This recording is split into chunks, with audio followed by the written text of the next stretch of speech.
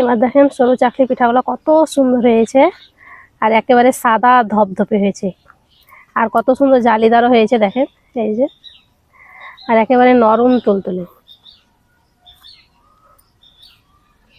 সব পিঠাগুলাই একেবারে নরম তুলতুলে হয়েছে, সফট। এই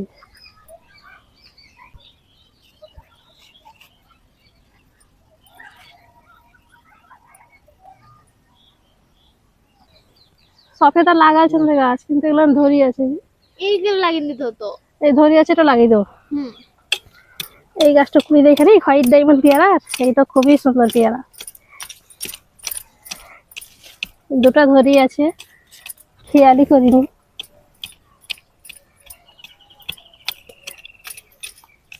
আবার সবজি কাটাগুলো সব ভরে দিতে হবে এদিকে।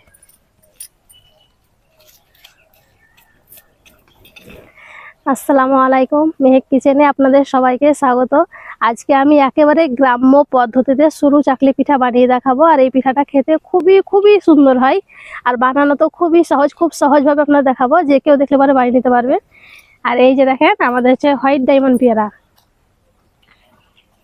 এই তো অনেকগুলো ফুল এসেছিল, আমি ভাবি সব ঝরে গেছে মনে হয়, কিন্তু এখানে দুটো পেয়ারা ধরেছে, এই যে দুটো ধরে আছে,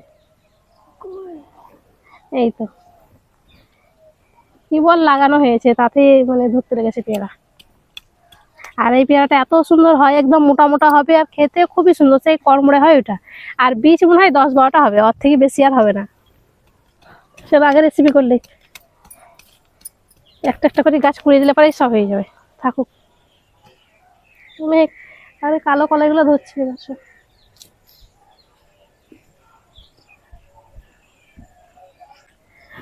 সরু চাকলি পিঠা বানানোর জন্য এখানে আমি 1 কাপ আতপ চাল নিয়েছিলাম, মানে পোলাও যে চাল হয় সেই চালটা নিয়েছিলাম, আর চালটাকে আমি 2 ঘন্টা আগে পানিতে ভিজিয়ে রেখেছিলাম। এই যে ভালো মতন চালটা ভিজে গেছে। আর চেষ্টা করবেন আতপ চালটাই নেওয়ার, আমাদের এদিকে আলো চাল বলে, ওই চালটাই নেবেন, তাহলে পরে ভালো হবে। সেদ্ধ চালে কিন্তু অতটা ভালো হয় না। আমাদের এদিকে সরু চাকলি বলে, অনেকে এটাকে নির্ধোসাও বলে। এখানে আমি মিক্সি জার নিয়েছি, একটা জারের মধ্যে চালগুলো নিয়ে নেব।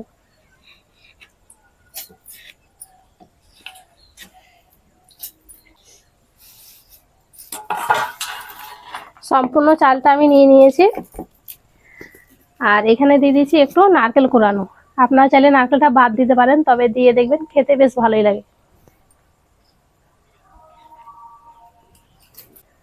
অল্প একটু পানি দিয়ে দিচ্ছি, পানিটা একবারে বেশি দেওয়া যাবে না, একটু একটু দিতে হবে, আর খুব ভালো করে এটাকে পেস্ট করে নিতে হবে, একদম মিহি পেস্ট করে নিতে হবে, যাতে চালের কোনো গোটা অংশ না থাকে। এবার এটাকে আমি খুব ভালো করে পেস্ট করে নিই। চালটাকে আমি খুব ভালো করে পেস্ট করে নিয়েছি, এই যে দেখেন একদম এরকম মিহি করে পেস্ট করে নিতে হবে।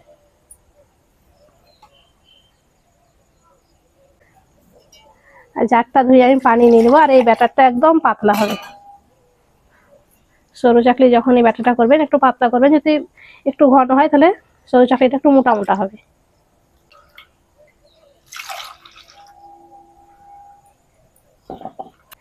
এবার 4 চামচের 1/2 চামচ দিয়ে দিচ্ছি লবণ।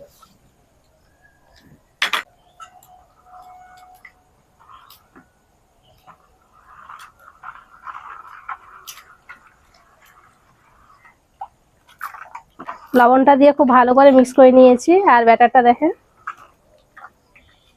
যে এইরকম পাতলা হবে, এই যে এইরকম পাতলা। ব্যাটারটা রেডি হয়ে গেছে। চুলোটা ধরিয়ে আমি চাটুটা বসিয়ে দিয়েছি, চাটুটাকে এবার খুব ভালো করে গরম করে নিতে হবে।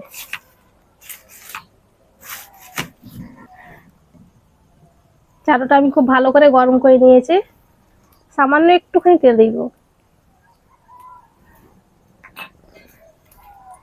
তেলটা ভালো করে চারিদিকে লাগিয়ে নিতে হবে।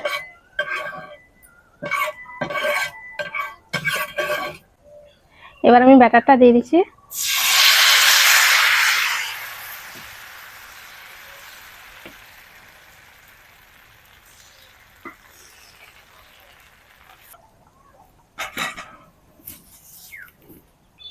সরু চাকরি পিঠার উপরটা দেখেন শুকনো হয়ে গেছে।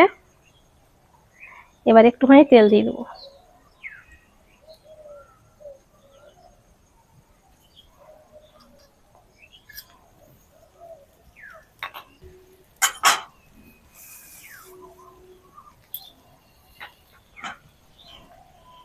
আর এই পিঠাটা যখন হয়ে যাবে নিজে থেকে সাইডগুলো ছেড়ে ছেড়ে যাবে। আর এই যে দেখেন কত সুন্দর ফুটো ফুটো হয়েছে।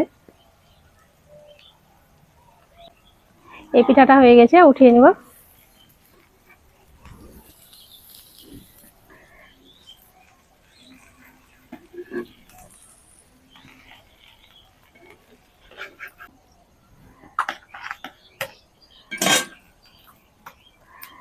এই দেখেন পিঠাটা কত সুন্দর হয়েছে।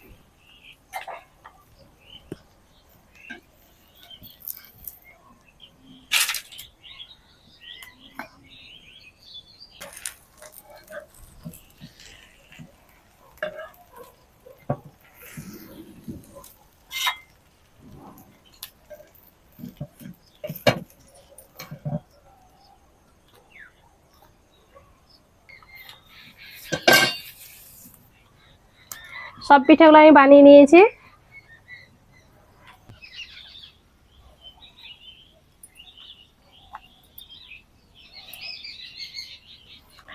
এবার দেখেন সরু চাকলি পিঠাগুলো কত সুন্দর হয়েছে, আর একেবারে সাদা ধপধপে হয়েছে, আর কত সুন্দর জালিদারও হয়েছে দেখেন, এই যে, আর একেবারে নরম তুলতুলে।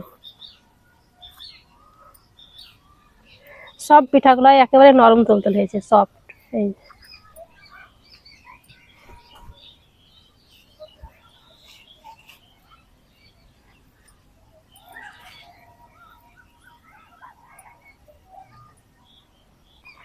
এই সরু চাকলি পিঠাগুলো আমি খেজুর গুড়ের সঙ্গে খাচ্ছি। আপনারা চাইলে যে কোনো তরকারির সঙ্গে খেতে পারেন, তবে খেজুর গুড় দিয়ে খেতে পারে বেশি ভালো লাগে।